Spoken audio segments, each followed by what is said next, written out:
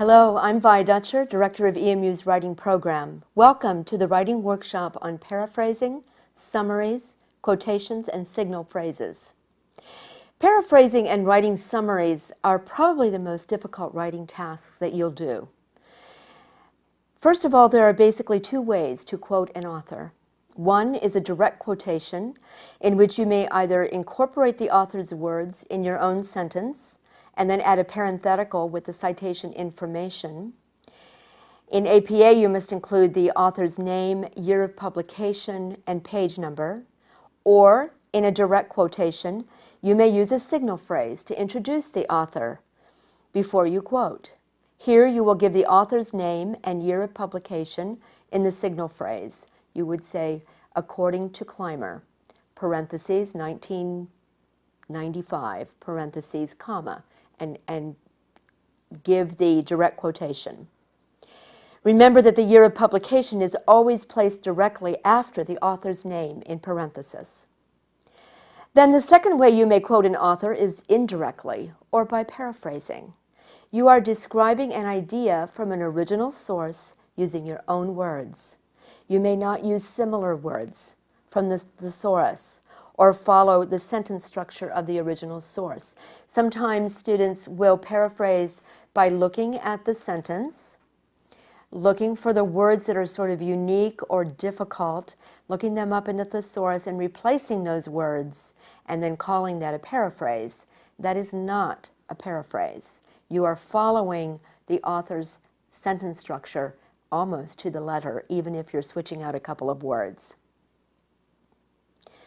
Again, in paraphrasing, you may use a signal phrase or give full citation at the end of the paraphrase.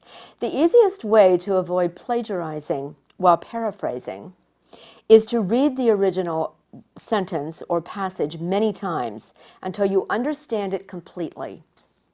Then close the book or put the article away and write your understanding of the idea, focusing on its meaning, not the actual words used. That's really important, to focus on the meaning.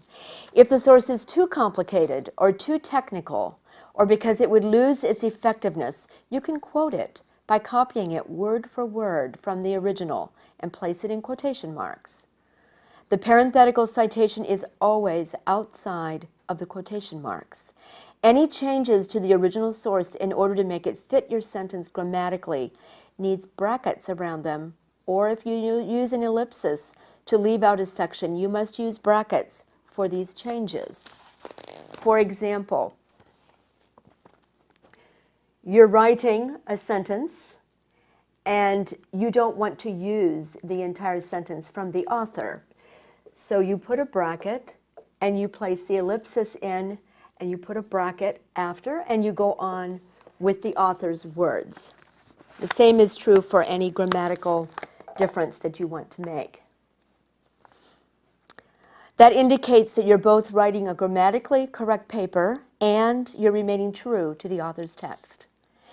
Including too many quotations suggests in your paper that you have not really understood the ideas. It gives the impression that you have cut and pasted quotations to put your paper together rather than use the more challenging skills of paraphrasing, analyzing, as is illustrated up here from another video, close reading and pulling apart the meaning, breaking it down, and synthesizing information, or putting together new insights that you gleaned from your analysis with outside sources. A good rule to follow is quote only what you cannot paraphrase. With practicing and paraphrasing under your belt, you're in a good place to discuss a summary. Sometimes in graduate school, you will be asked to write a summary or a lit review as part of your article, where you are writing summaries of a variety of sources. Here are some guidelines. Include only the main ideas of the article. Refer occasionally to the author using the last name only for APA. Do not use direct quotations ever in a summary. Do not ever include your own evaluations in the summary. Here is not where you state whether or not this is a valuable source. You are summarizing what the author wrote.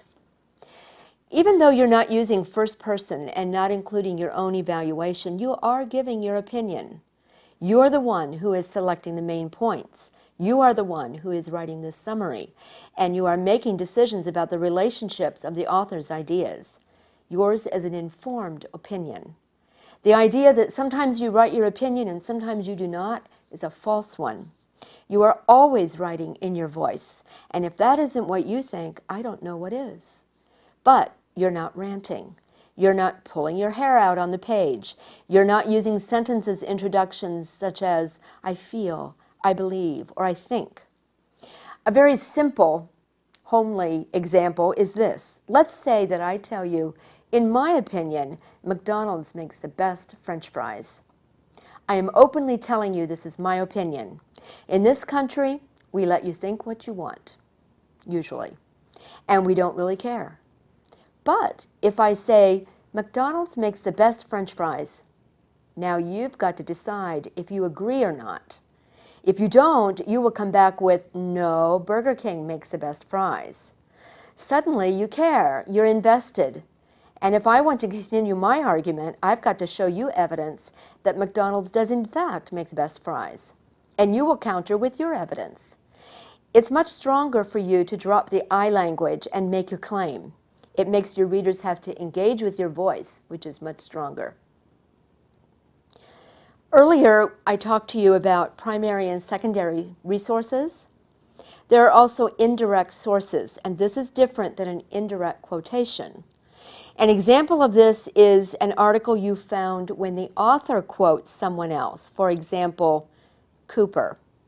And if you quoted Cooper from an article written by Hershberger, for example, then in your assignment, you're using an indirect quotation rather than finding Cooper's article, which was a primary source for Hershberger, but not for you.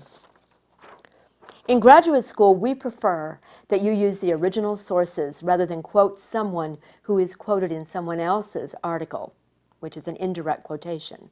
If you must use an indirect quotation, however, APA states that you should add a parenthetical at the end that says, as cited in Hershberger, who is the original author of this example, comma, the year of Hershberger's article, comma, P period for the page number, and then the period. Then only Hershberger is listed on the references page, not Cooper. At the end of your paper, we will find your references page if you're using APA style. This is a complete list of the works you cited in your paper. Never underestimate the time it takes to do this correctly. The references page begins on a new page. The title is centered, but no punctuation or additional formatting or bold is added. The list of works is alphabetized by the last names of the first author listed. That order of names is important. Never take it out of order. It tells people in that field who carried the bulk of the work in producing the article. The list is double-spaced throughout on a references page. For each listing, the first line begins at the left margin. The second and third lines and so on are indented by ½ inch or 1 tab. For titles of books and articles, only the first word of each title and the first word after the colon are capitalized. The first letter of each word. Proper nouns and adjectives are also capitalized. In addition, titles of journals are capitalized except for the articles a or an or coordinating conjunctions, unless they begin a title or subtitle. If you've referenced a source in your article, it must show up in your references page.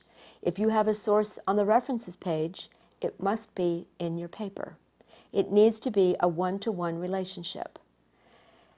The only exception to this is the indirect quotation, and the work you do in the paper to say that it's cited in Hershberger and then putting Hershberger on the reference page takes care of that. Earlier I mentioned signal phrases or introducing the author. Authors never say something or tell. If the author has a neutral stance toward the ideas in his or her article, then the author describes, explores, notes, observes, finds, shows, writes, examines, and so on. If the author has a particular point of view or stance toward an idea, the author argues, claims, asserts, concludes, insists, maintains, proposes, states, stresses, and so forth. If the author states his or her opinion, you could introduce the ideas of the author by acknowledges, admits, advocates, affirms, advises, believes, cautions, endorses, recommends, and so forth. Remember that the writing program website, accessed through a link on My EMU and the Everyday Writer EMU's Writing Handbook, are excellent resources for you.